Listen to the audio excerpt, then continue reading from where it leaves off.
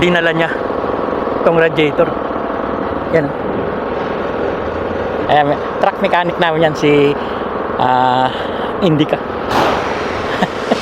Galing siya sa site, ni-rescue niya yung isang truck doon.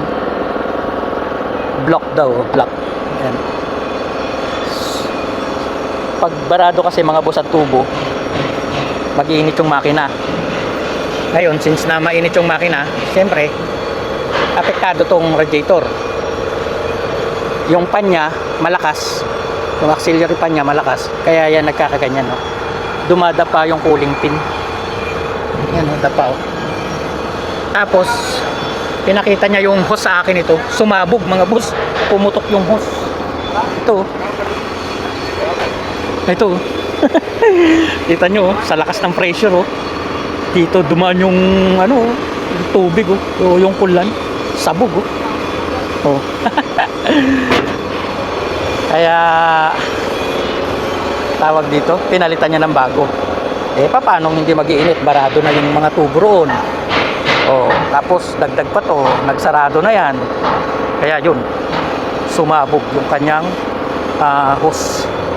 Kasi maghahanap talaga ng kalalabasan yung init. Maghahanap yun mga boss ng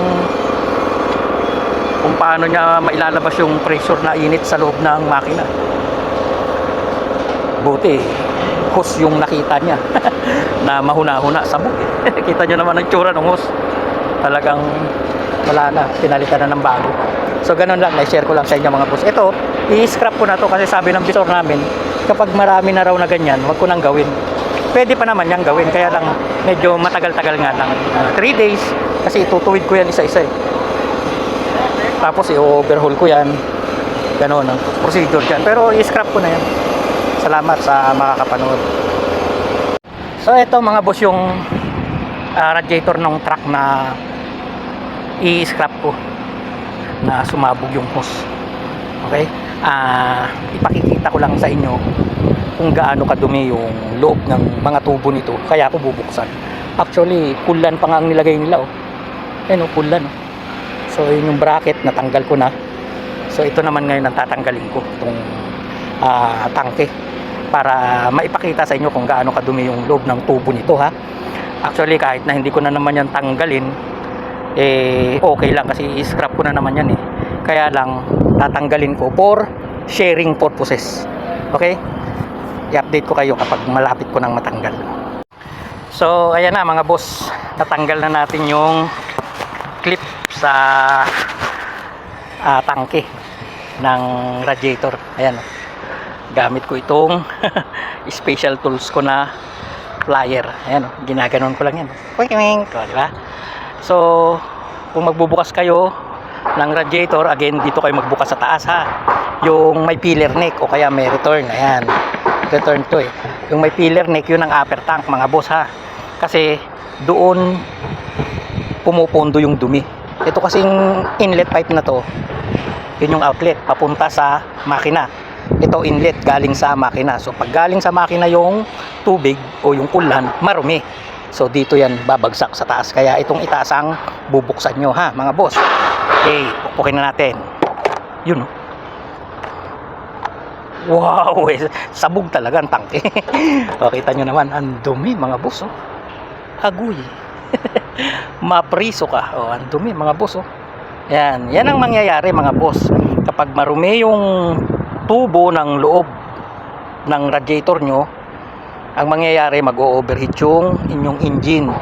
Sunod sa init, madadama ito, lalambot to mga boss, lalambot yan itong cooling pan, itong cooling pin, lalo pat aluminum o kaya naman upper brass.